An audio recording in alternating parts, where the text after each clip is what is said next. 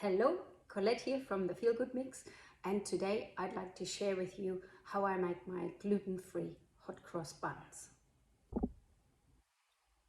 I have previously tried out different recipes, but I decided that I'm bringing you the gluten-free hot cross buns recipe from the Cookidoo collection because every one of you has immediate access to this, given that you've got the Cookidoo subscription. So what I am going to share with you though is that having gone through my cupboard, I found that some of the ingredients, I only have half of the ingredients. So what I will be doing today is I will only make half of the amount for the gluten-free hot cross buns, and hopefully this all will work out fine. Getting started with brown rice. So the recipe says 150 grams, but I'm using half of that. We will need to mill this for about 2 minutes.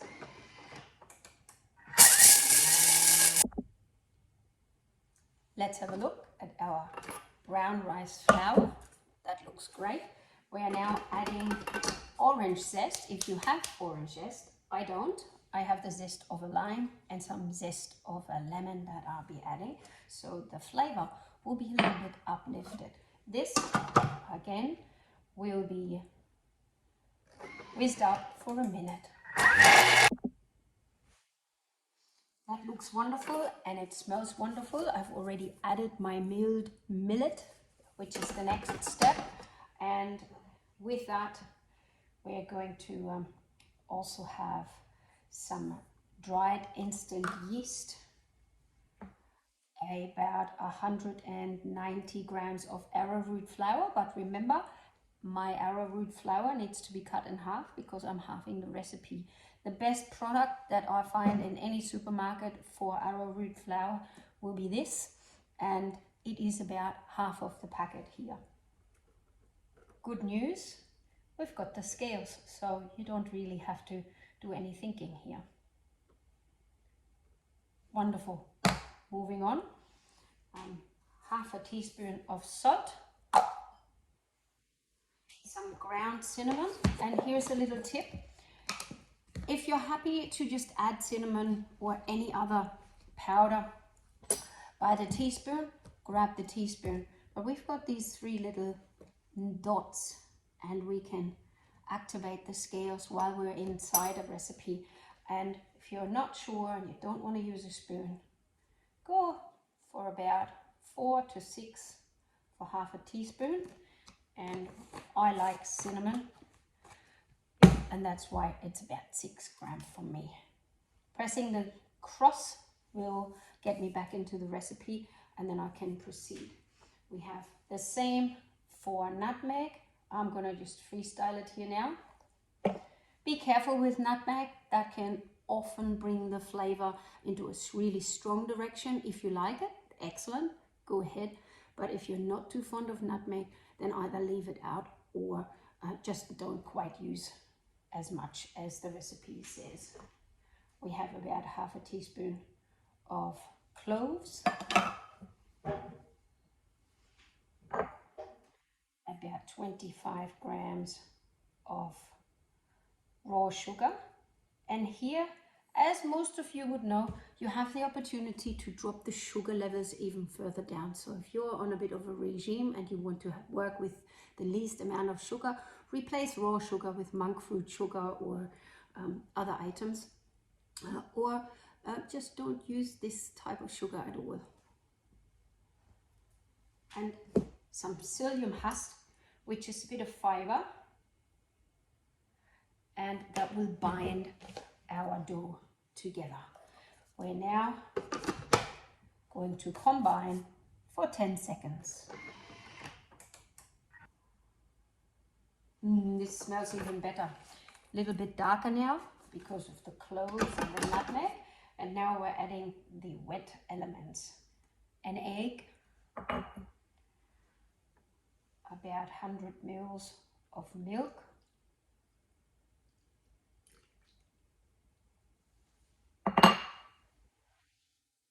some water,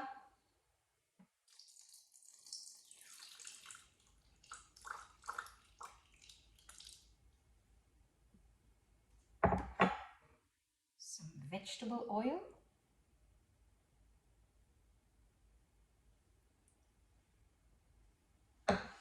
And it says some mixed peel.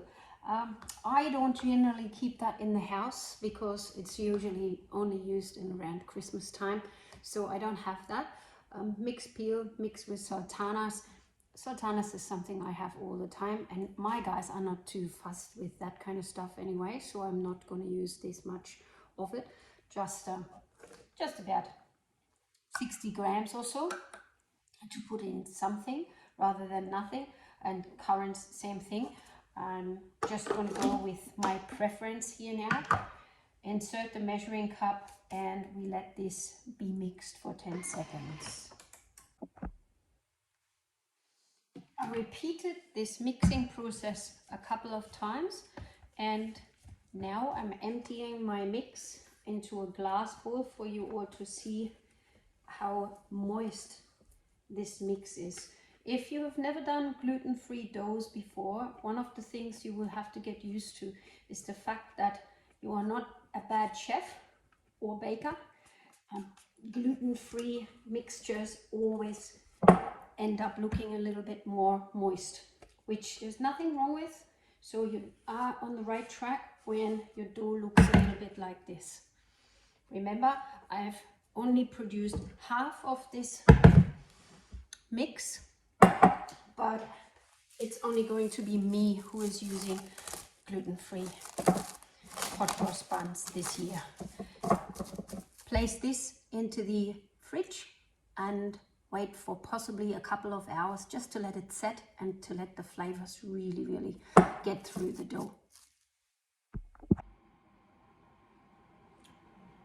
After about a couple of hours, I shape the dough into little balls and place them into the wrappers, and I've also drawn little crosses so that pouring over the white fluid is going to be a little bit easier.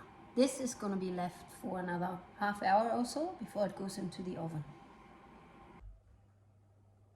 In the meantime, we are preheating the oven to about 180 or 200 degrees, depending on how strong your oven operates, and we're preheating the white fluid. So we've got some of the gluten-free flour mix, which you can make up yourself. It could be millet, it could be rice flour, it could be chickpea, absolutely up to you, but you want it relatively light if you want a white color. And we're adding some water as well. So from my experience, I wouldn't want to put too much water in, because otherwise this becomes a little bit too fluidy, and it makes pouring it in onto the hot cross buns a little bit harder. Once you have your mix finished, you can pour it into one of these Thermomix piping bags or into one that you might have. If you don't have something like that, I've prepared it in a Ziploc bag where I'm going to push everything into one corner, and I'm going to draw a really small hole. And now you want to be careful and quick at the same time to pour these over your hot cross buns.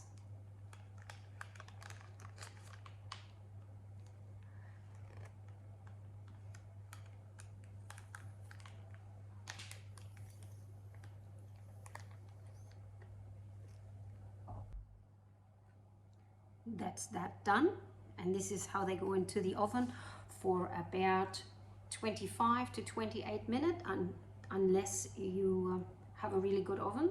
It might take you less, or it might take you longer. You need to check that for yourself.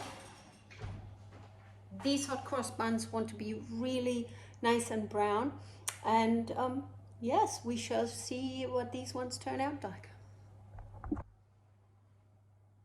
And for our last part, we need to consider the glaze. You can use lemon juice, you can use lime juice. I did find some orange juice, so I'm going to use the orange juice. and some caster sugar. Again, here, your choice of sugar. I'm just going to follow the recipe because that's what I have, and I'm reducing the amount of sugar, so I'll go 30 grams instead of 50. And now we leave these to combine without the measuring cup for about 5 minutes on speed 2.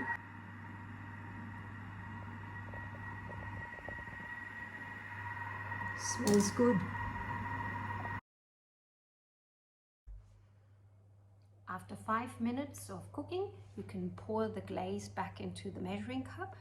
And now we want to make sure that we put it on over the hot cross buns, fresh out of the oven, so that it can settle and so that it can dry. It looks really good, I can tell you. It smells really good. And I just want to say something for those of you who have a really big need to do things gluten-free for health reasons mostly, or to help others in your household. It is a slightly different flavor. Yes, of course it is. But to be able to do something rather than to have no alternative is definitely a great thing to strive for when you have a condition to deal with. And I am always quite happy when I can facilitate that for myself and for some of my clients and customers. I hope you see the glaze, and happy thermomixing. Hopefully this helped, and any questions, please come back to me. Colette's Feel Good Mix. Bye.